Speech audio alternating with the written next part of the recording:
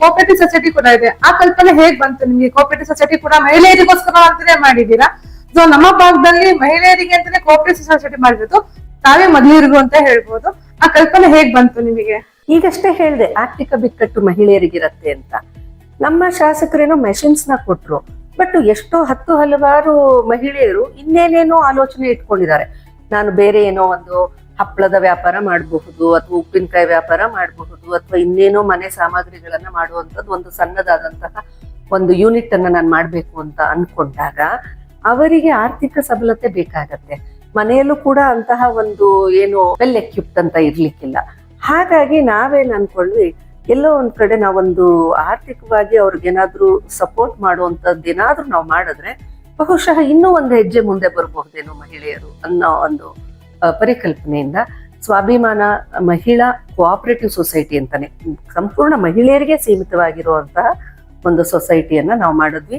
ಅದರಿಂದ ಇವಾಗ ಬಹಳಷ್ಟು ಜನ ಸಾಲ ತಗೊಳ್ತಾ ಇದ್ದಾರೆ, ಲೋನ್ಗಳನ್ನ ತಗೊಳ್ತಾ ಇದ್ದಾರೆ. ಆಮೇಲೆ ಇನ್ನೊಂದು ನನಗೆ ಅನ್ಸಿದ್ದೇನಂತಂದ್ರೆ, ನನಗೆ ಒಂದಿಬ್ರು 3 ಮಹಿಳೆಯರು ನನ್ನ ಹತ್ರ ಬಂದ್ರು ಒಂದಿನ. ಬಂದ್ಬಿಟ್ಟು ಅಕ್ಕ ಮಕ್ಕಳಿಗೆ ಫೀಸ್ ಕೊಟ್ಟಕ್ಕೆ ಅಂತ ಅನ್ಬಿಟ್ಟು ನಾನು ಒಂದು ಯಾವುದೋ ಗಿರ್ವಿಯೊಂದಿಗೆ ನಾನು ಓಲೆ ಇಟ್ಟೆ, 10,000 ಅಷ್ಟೇ ತಗೊಂಡೆ. 3 ತಿಂಗಳಿಗೆ ಓಲೆನ ವಜಾ ಮಾಡ್ಕೊಂಡ್ಬಿಟ್ರಕ್ಕ.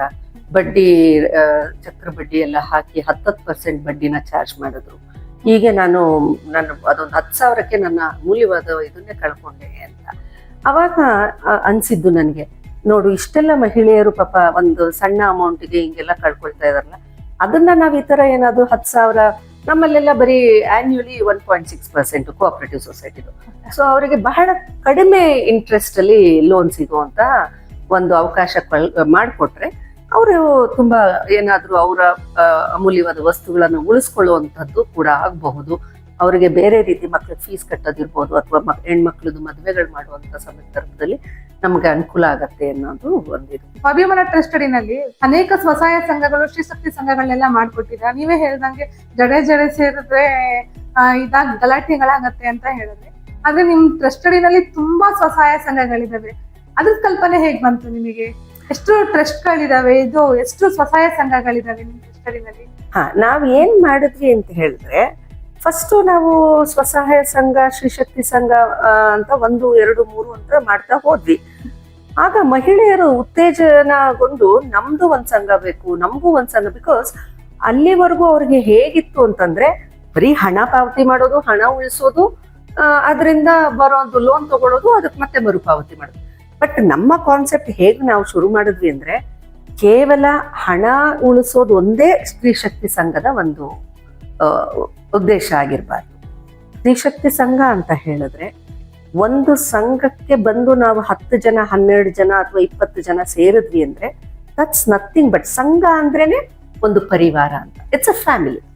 ಸೊ ಆ ಫ್ಯಾಮಿಲಿಯಲ್ಲಿ ಬಂದು ನಾವೆಲ್ಲ ಸೇರಿದ್ರೆ, ಈಗ ನಾವು ಮನೇಲಿ ನನ್ನ ಗಂಡ ಹೆಂಡತಿ, ನಂದೊಂದು ಸಂಸಾರ, ನನಗೆ ಗಂಡ ಹೆಂಡತಿ ಯಾರು ಜಗಳ ಆಡ್ದೇ ಏನಿಲ್ಲ, ಎಲ್ಲರ ಮನೇಲೂ ಇದ್ದದ್ದೇ. ಹಂಗಂತ ನಾನು ಗಂಡನ್ ಬಿಟ್ಟು ಮನೆಗೆ ಹೋಗ್ಬಿಟ್ಟು ಹೋಗ್ಬಿಡಲ್ಲ. ಮತ್ತೆ ಮಾರನೇ ದಿವಸ ಏನೋ ಒಂದು ಹೊಂದಾಣಿಕೆ ಮಾಡ್ಕೊಳ್ತೀವಿ, ಹೋಗ್ತೀವಿ. ಹಾಗೆ ನಾನು ನನ್ನ ಹೆಣ್ಮಕ್ಳಿಗೆ, ನನ್ನ ಸಂಘದ ಹೆಣ್ಮಕ್ಳಿಗೆ ಹೇಳ್ತಿದ್ದೆ ಅಷ್ಟೇ, ಮೂಗುಗೆ ನೆಗಡಿ ಬಂತು ಅಂತ ಮೂಗ್ನೆ ಕೊಯ್ಕೊಳ್ಬಾರ್ದು. ಹೆಚ್ಚು ಕಮ್ಮಿ ಏನೋ ಒಂದು ಮನಸ್ತಾಪಗಳು, ಒಂದು ಸಂಸಾರ ಅಂದ್ರೆ ಅದರಲ್ಲೇ ಇದ್ದಂಥದ್ದು ಪ್ರಾಬ್ಲಮ್ಸ್. ಇನ್ನು 10 ಜನ 15 ಜನ ಹೆಣ್ಮಕ್ಳು ಇದ್ದ ಕಡೆ ಭಿನ್ನಾಭಿಪ್ರಾಯ ಬರಲ್ಲ ಅಂತ ಏನಿಲ್ಲ. ಆದರೆ ಅದು ಹೊರಗಡೆ ಹೋಗೋದು ಬೇಡ. ನಿಮ್ಮಲ್ಲೇ ಒಂದು ಸಾಲ್ವ್ ಮಾಡ್ಕೊಳ್ಳಿ. ನಿಮ್ಗೇನಾದ್ರೂ ಅನುಮಾನ ಬಂತ 10 ಜನ ಕೂತಾಗ ಅದನ್ನ ಪರಿಹಾರ ಮಾಡ್ಕೊಳ್ಳಿ. ನೇರ ಮಾತಾಡಿ, 3ನೇವ್ರ ಮಾತು ಕೇಳ್ಕೊಂಡು ನಿಮ್ಮ ಸಂಬಂಧನ ಹಾಳು ಮಾಡ್ಕೊಳ್ಬೇಡಿ. ಸೊ ಈ ಒಂದು ಇದನ್ನ ಇಟ್ಕೊಂಡು ಆ ಪ್ರತಿ ಏನು ನಾನು ಎಷ್ಟೋ ಕಡೆ ನೋಡಿದ್ದೀನಿ, ಸ್ತ್ರೀಶಕ್ತಿ ಸಂಘಗಳಂದ್ರೆ ಏನ್ ಮಾಡ್ತಾರೆ ಅಂದ್ರೆ, ನೈಟಿಯಲ್ಲೇ ಓಡ್ ಬರ್ತಾರೆ, ಬಂದ್ಬಿಟ್ಟು ಮನೆಯಲ್ಲೆಲ್ಲೋ ಕುಕ್ಕರ್ ಕೂಗ್ತಾ ಇದೆ, ನನ್ ಗಂಡನ್ಗೆ ಅಡಿಗೆ ಪ್ಯಾಕ್ ಮಾಡ್ಬೇಕು ಅಂತ ಅಂದ್ಬಿಟ್ಟು ದುಡ್ಡು ಕೊಟ್ಟು ಓಡ್ತಾ ಇರ್ತಾರೆ.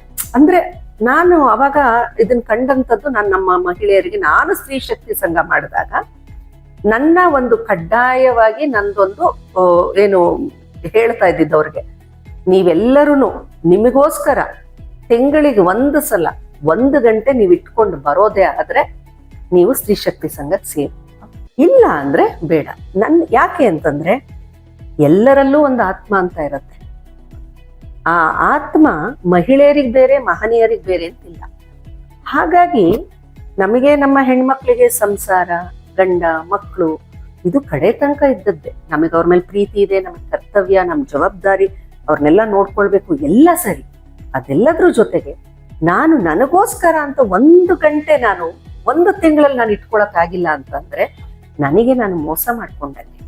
ನಾನು ನಿಜವಾಗ್ಲೂ ನನ್ನನ್ನು ನಾನು ಪ್ರೀತಿ ಮಾಡ್ಕೊಳ್ಳೋದಾದ್ರೆ ನನ್ನ ಖುಷಿನೂ ಬೇರೆಯವರ ಖುಷಿಯಷ್ಟೇ ಮುಖ್ಯ ಅನ್ನುವಂಥದ್ದು ನನ್ನ ಭಾವನೆ. ಹಾಗಾಗಿ ನೀವು ಬನ್ನಿ, ಚರ್ಚೆ ಮಾಡಿ, ನಿಮ್ಮ ಕಷ್ಟ ಸುಖಗಳನ್ನ ಎಲ್ಲರ ಜೊತೆ ಹಂಚ್ಕೊಳ್ಳಿ. ಮನಸ್ಸು ಹಗುರ ಆಗತ್ತೆ. ಆ ಹಂಚ್ಕೊಳ್ಳೋದ್ರ ಜೊತೆಗೆ ನನ್ನ ಫ್ಯಾಮಿಲಿಯಲ್ಲಿ ಹೆಣ್ಮಕ್ಳನ್ನ ಇವತ್ತಿನ ಪರಿಸರದಲ್ಲಿ ಗುಡ್ ಟಚ್ ಅಂತಿದೆ, ಬ್ಯಾಡ್ ಟಚ್ ಅಂತಿದೆ, ಮಕ್ಕಳು ಡ್ರಗ್ಸಿಗೆ ಮಾರ ಹೋಗ್ತಾ ಇದ್ದಾರೆ. ಅದೆಲ್ಲ ಒಂದು ಗುಂಪಾಗಿ ತಾಯಂದಿರು ನಾವು ಹೇಗೆ ಅದ್ರನ್ನ ತಡೆಗಟ್ಟಬಹುದು, ಮಕ್ಕಳ ಬಗ್ಗೆ ನಾವು ಯಾವ ರೀತಿ ಆಲೋಚನೆ ಮಾಡಬಹುದು ಅನ್ನೋದನ್ನ ಸ್ವಲ್ಪ ಚರ್ಚೆ ಮಾಡಿ. ಒಳ್ಳೆ ವಿಚಾರಗಳು, ಅವ್ರ ಮನೇಲಿ ಅವ್ರು ಓಡೋದ್ರಂತೆ, ಇವ್ರ ಮನೇಲಿ ಇವಳು ಆಡೋದ್ರಂತೆ, ಅವಳು 2ನೇ ಮದುವೆ ಆಗ್ಲಿ, ಈ ಚರ್ಚೆಗಳು ಬೇಡ. ಒಳ್ಳೆ ಹೆಲ್ದಿ ಚರ್ಚೆಗಳಾಗ್ಲಿ, ನಿಮ್ಮಲ್ಲಿ ಒಳ್ಳೊಳ್ಳೆ ಒಂದು ಚಿಂತನೆಗಳು ನಿಮ್ಮಲ್ಲಿ ಮೂಡಲಿ. 10 ಜನ ಸೇರಿದ್ದಾರೆ ಅಂದ್ರೆ 10 ಕ್ರಿಯೇಟಿವ್ ಆಗಿ ನಿಮ್ಮ ಆಲೋಚನೆಗಳು ಬರಬೇಕು. ಏನಾದ್ರೂ ಒಂದು ಸಮಾಜಕ್ಕೆ ನಿಮ್ಮ ಆಲೋಚನೆಯಿಂದ ಉಳಿತಾ ಆಗ್ಬೇಕು. ಇದಾದಾಗ ನಿಜವಾಗ್ಲೂ ನಾವು ಒಳ್ಳೆಯ ಮುಂದಿನ ಸಮಾಜಕ್ಕೆ ಒಂದು ಒಳ್ಳೆಯ ಬುನಾದಿಯನ್ನ ಹಾಕೊಟ್ಟಂಗಾಗತ್ತೆ. ಹಾಗಾಗಿ ಈ ತರ ಮಾಡೋದಾದ್ರೆ ಮಾತ್ರ ನೀವು ಸ್ವಸಹಾಯ ಸಂಘಕ್ಕೆ ಸೇರ್ಕೊಳ್ಳಿ ಅಂದಾಗ ಅವಾಗಿಂದ ನಮ್ಮಲ್ಲಿ. ಆಮೇಲೆ ಮುಂಚೆ ಎಲ್ಲ ಸ್ತ್ರೀ ಶಕ್ತಿ ಸಂಘಗಳಿಗೆ ಬಹಳ ಮೋಸ ಮಾಡಿ ಹೋಗುವಂತವ್ರು ಜಾಸ್ತಿ ಇದ್ರಂತೆ, ನಾವು ಅದನ್ನ ಗೊತ್ತಿಲ್ಲ. ಬಟ್ ಇವತ್ತಿನ ನಮ್ಮ ಸಂಘಗಳೆಲ್ಲ ತುಂಬಾ ಟ್ರಾನ್ಸ್ಪರೆಂಟ್. ಈವನ್ ಒಂದು ಪೆನ್ಸಿಲ್ ತಗೊಂಡ್ಲಿ, ರಬ್ಬರ್ ತಗೊಂಡ್ಲಿ, ಅದನ್ನು ಕೂಡ ಲೆಕ್ಕ ಕೊಟ್ಟು ಬಹಳ ಒಂದು ಟ್ರಾನ್ಸ್ಪರೆಂಟ್ ಆಗಿ ಯಾರಿಗೂ ಒಂದು ಮೋಸ ಮಾಡ್ದಲೇ ಇರೋ ತರ ಒಂದು ಒಳ್ಳೆಯ ಪರಿವಾರವಾಗಿ ನಡ್ಕೊಂಡು ಹೋಗ್ತಾ ಇದೆ. ಅದು ನಮಗೆ ಬಹಳ ತೃಪ್ತಿ ತಂದಿರುವಂತಹ ವಿಚಾರ.